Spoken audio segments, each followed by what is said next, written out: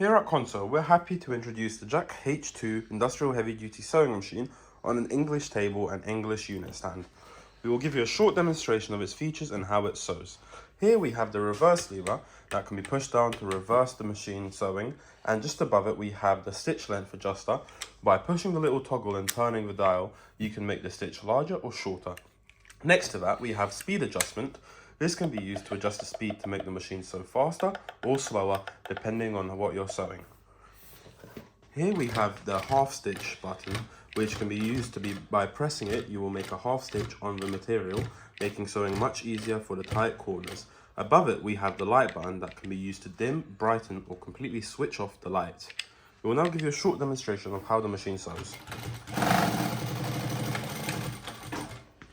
As you can see, this machine also has a needle position that can be activated so that when you are finished sewing, the needle will always either finish in the lowest position or the highest position, and that can be set to your preference.